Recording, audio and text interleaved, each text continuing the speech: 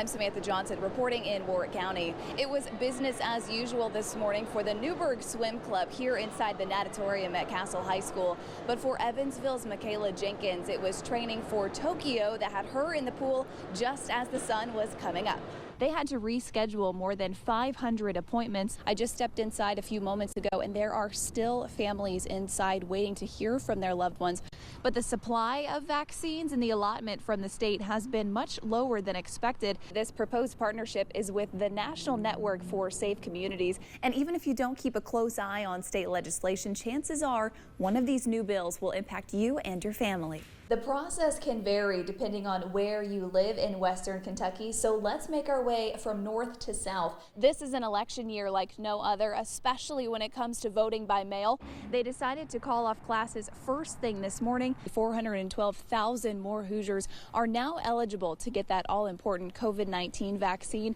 Yeah, that's right, Randy, and the crew is still here working, and they've got about 4 more hours to go. Now, Tiller says the current detour that's in place here on the southbound lanes will remain in place, but he says this project is expected to last until 2022. Tonight, Tiller's also reminding drivers that 26 people died in Indiana work zones last year, so he's encouraging drivers to take it easy and slow down as this construction gets underway. Yeah, that's right, Randy. We are just a few hours away from the big party to watch the 200-meter breaststroke finals, where Lily King will be competing for yet another Olympic medal. So let me tell you what we've got going on right now. The staff here at Mosby Pool just cleaned out the pool to make sure the party is ready to go for later tonight. We do have a couple food trucks here in the parking lot, but we're expecting even more within the next couple of minutes. And also here with us tonight, we have 14 sports anchor Tamar Scher. So Tamar, Lily won the bronze in the 100-meter breaststroke on Monday. So tell us about tonight's race. Yeah, and Randy, what a beautiful night to be out on the trails here in downtown Newburgh. And as you mentioned, Halloween illuminations kicked off just moments ago. Families are now making their way down to the Rivertown Trail to take in all the family-friendly spooks and scares throughout the night tonight. But now to break down kind of what families can expect, we have some of the organizers here with us. We have Carrie and Troy. So guys, first of all, thanks for joining us. Obviously, you couldn't have asked for better weather for the very first night, but this is only the first of a couple nights. Is that right? Well, Randy, we first sat down with Lori 1 week after the insurrection of the U.S. Capitol. She told us then she would do it again and didn't regret it. Well, 1 month later, she and her husband were arrested before pleading guilty 5 months after that.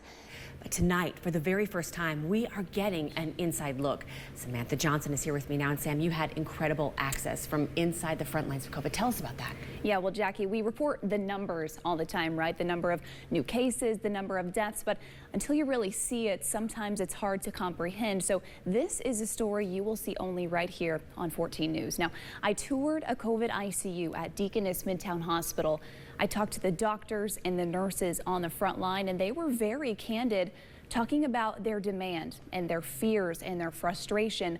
Now, the status of the ICU can change by the minute, but when I visited, all 17 rooms were filled, 15 of them with COVID-positive patients. Samantha Johnson is here now with part 2 of this 14 News exclusive. Well, Randy, the nurses I talked to say even on their days off, they are thinking about their patients. They are planning for the days ahead, and they worry about the worst case scenario. And as you'll hear them explain, the demand doesn't stop once they're off the clock. The front line of COVID, often called a war zone by those strapped up and ready for battle. Some of dealing with this is like a war.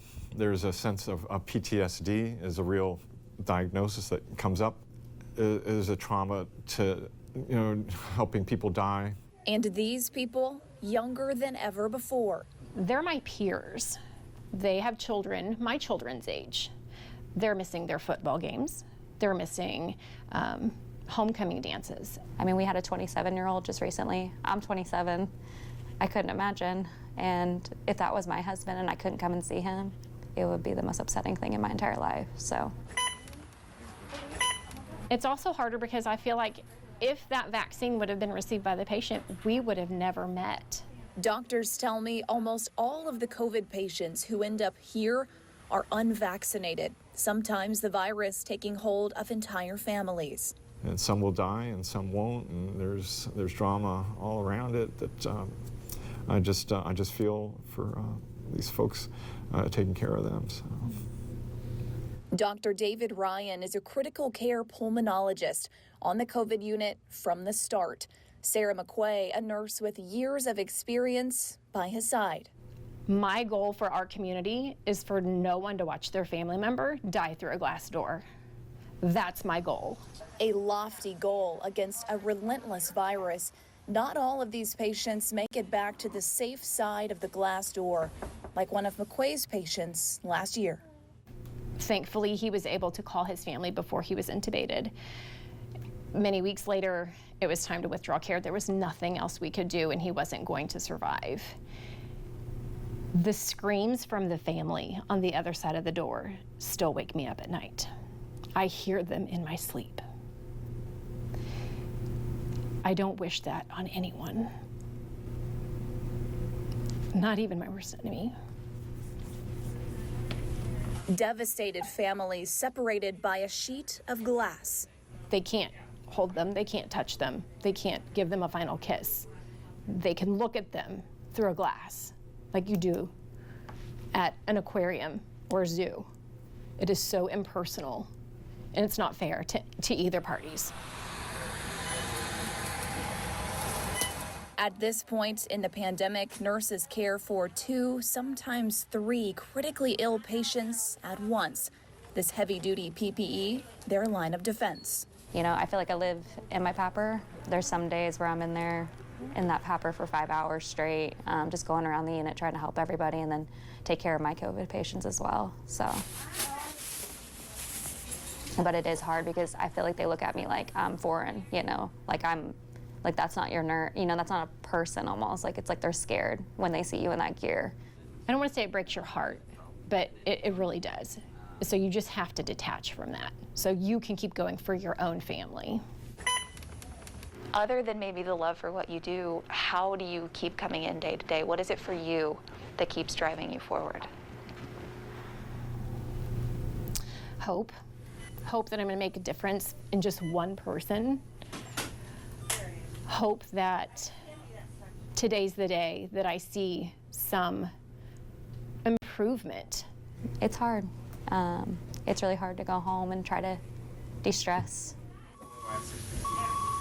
Through it all, these healthcare heroes answer the call to action, even on the toughest of days. I'm doing all right. You know, critical care has to do with dealing with dying people on a regular basis, and this is another way this is happening. And like soldiers on the front lines, they've got each other's back. I still wouldn't work anywhere else. I love my coworkers. I still love my job. It's still really hard. But I'm grateful for my team. I'm grateful for my management. And hopefully we're going to kick this. We're going to make a difference. We just need the community to help us. A Chandler woman's recent vacation to Alabama is going viral, all thanks to a selfless act from total strangers. Samantha Johnson is here now with this heartwarming story. Yeah, and Randy, it all started last week when a Warwick County family made a trip to Orange Beach, Alabama. Now they hope the connections they made there will bring a little joy and hope and humanity to everyone. Inside this little piece of paradise in Chandler, Indiana, sits Dorothy Schneider, or Dottie, as she's known to her family and friends. Just last week, Dottie was sitting on the sandy beaches of Orange Beach, Alabama, but not without the help of some pretty selfless guys and gals. See, Dottie is 95 years old. Her family struggled to push her wheelchair through the sand. But Division Chief Brett Lessinger says not on the watch of Orange Beach Surf Rescue. Luckily, the lifeguards have all-terrain vehicles. They can pull up next to people and easily scoop them up and move them around. So as long as there's lifeguards present, you know, that's a service that we'd like to provide. Lifeguards swooped her up and brought Dottie to her own slice of sand every day of her trip. They carried me. The rescue squad also arranged rides to and from the beach and checked on her throughout the day. That's our main goal. We want to keep people safe when they visit our beach, but we're also there as, you know, public servants and a public presence just to make sure that people have a good time. And it's safe to say Dottie did. I had fun. So to the lifeguards who made her vacation a little sweeter, Dottie had one message. Thank you. She definitely kind of got close with a few of our lifeguards, and it was sad on the final day when they parted. I think a few of the lifeguards may have shed a tear. When we asked Dottie if she wants to go back to Alabama, she answered with a grin as wide as the sea. But until then, she sits in her own piece of paradise right here at home. Now, Dottie's family tells me this vehicle was actually provided by Molly's Patrol, an organization working towards implementing beach and water safety standards and accessibility in honor of a 16-year-old who died in the Gulf Coast. So to learn more about this mission, which Dottie's family tells me is now near and dear to their hearts, head to 14news.com. We are just an hour away from watching Evansville native Lily King take to the pool for the 100-meter breaststroke finals at Team USA Trials in Omaha. And in the stands cheering her on, her parents, Mark and Ginny. And even though they won't take the credit, they played a big role in getting Lily where she is today. Our Samantha Johnson sat down with the proud parents before they left for Omaha. She joins us now in studio. Sam? Yeah, that's right, guys. They were there in Rio when Lily won not one, but 2 Olympic gold medals. And even if all goes as planned this week in Omaha, they won't be able to follow her to Tokyo because of coronavirus restrictions. Mark and Ginny tell me that's okay. It's a sacrifice worth making when it comes to raising a champion. Parents across the tri-state love to watch their children succeed at what they do best. You know, somebody says, well, you know, are you going to win? She's like, yeah, I'm going to win. Not everyone's daughter is a 2-time Olympic gold medalist. Meet Mark and Ginny King. People talk about, oh, it's so hard to make the Olympic team. And we're like, well, somebody has to make it, so why not you? These proud parents were both college athletes themselves. So Lily's competitive spirit, well, she gets it honest. She does, both of us, yeah. Growing up in the King household is to grow up a competitor. You can say, okay, I don't think you can do this in 5 minutes. Why don't you see if you can do it in 5 minutes? I'll start the watch. Ready? Go. But of all the competitions, it was the pool that caught Lily's attention when she was just 7 years old. Obviously, you know, the way she competes is, you know, she is all or nothing, but she also knows that there are other things in her life and other people, and, you know, when swimming is over, she's going to have other things in her life. Fast forward to 2016, Lily King is quite literally on top of the world at the Rio Olympics. For mom and dad, it was an out-of-body experience watching their little girl. We can watch random people that we've never met before and sob like little babies. And here's Lil, our baby, getting her medal on, you know, on the stand. The flag's going up. They're playing the national anthem, and we're looking at each other completely dry-eyed, like we have no emotion whatsoever. It was so strange. The Olympic champion is 19-year-old Lily King, who has won on every level now. Even though Lily is still the fastest 100-meter breaststroke swimmer in the world, the Olympics this time around will look a little different. No international fans or families allowed in Tokyo. But for Mark and Ginny, they say that's okay. It's quiet, relatively speaking, and it's just, I hate to say it, it's another swim meet, but it's just the people who are in the water are really, really good. Until then, Mark and Ginny say they take it one day at a time with their superstar daughter. We don't really get nervous when she swims. We get more nervous when she is interviewed than when she swims. You know, she says whatever, and sometimes it has to do with swimming, but sometimes it's just, you know, whatever comes into her little head, so. And Lily's ticket to Tokyo all starts this week in Omaha.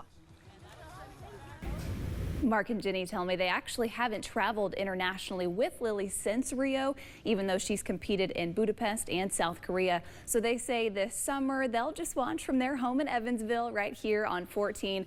But it all starts tonight, 7 o'clock on WFIE. Lily will compete live for her spot on Team USA.